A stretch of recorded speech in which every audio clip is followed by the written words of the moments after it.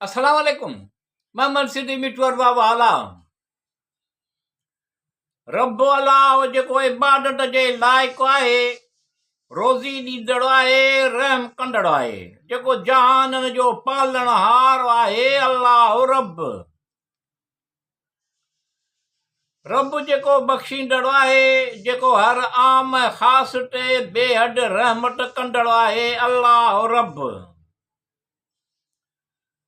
रब अलाह जेको महिरबान आहे, जेको दोस्त ऐं दुश्मन खे रोज़ी ॾींदड़, पंहिंजे प्यारनि ते रहम कंदड़ आहे, अलाह रब। रब अलाह जेको दुनिया में आम रहम कंदड़ ऐं आख़िरत में ख़ासि रहम कंदड़ आहे, अलाह रब। रब अलाह जेको महबूद बरहक ऐं मुतलक ऐं आम ऐं ख़ासि ते रहमत जो मालिक आहे, अलाह रब। रब अलाह जो वसीलो वठां थो, जेको रोज़ी ॾींदड़ रहम कंदड़ आहे। वेझड़ा ॻोल्हियां थो, जेको हयाती ॾींदड़, अलाह ग़मतार आहे, रब। रब अलाह मुश्किल खे हल ऐं आसान करण लाइ दुआ घुरां थो। अलाह जेको इबादत जे लाइक़ु आहे, रोज़ी ॾींदड़ आहे, अलाह रब।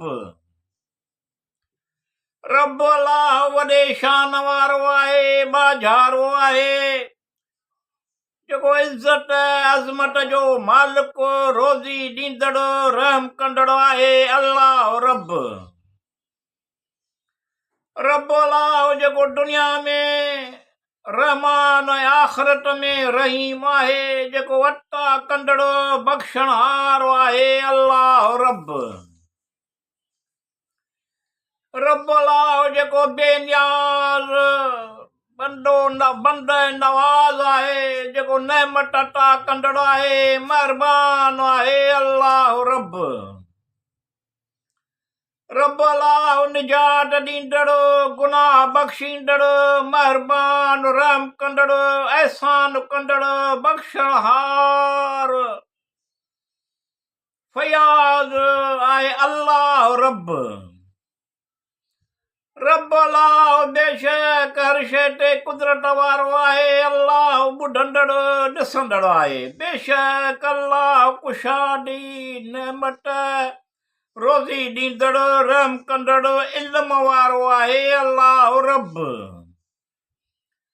रब अलाह तौबह क़बूल कंदड़, रहम कंदड़ आहे, ग़ालिब हिकमत वारो, ॼाणंदड़ आहे, अलाह रब। रब अलाह जहान वारनि ते वॾे फज़ल वारो आहे, कुदरत में मथां वॾे शान वारो आहे, अलाह रब। रब अलाह हर शइ ते वस वारो आहे, इबादत जे लाइक़ु आहे, अलाह खां सवाइ को महबूद न आहे, इहो ई ज़िंदह क़ाइम रहंदड़ आहे, अलाह रब। रब्बिल आलमीन अल्लाह साईं अल रहमान अल रहीम, तूं सभु ॼाणी थो, तोखे सभु मालूम आहे। आसो मेंढ पुॼाए, मतिलब नेक मक़सद हासिल थियनि, रहीम रहम कर, करीम करम कर, या रब्बिल आलमीन रब।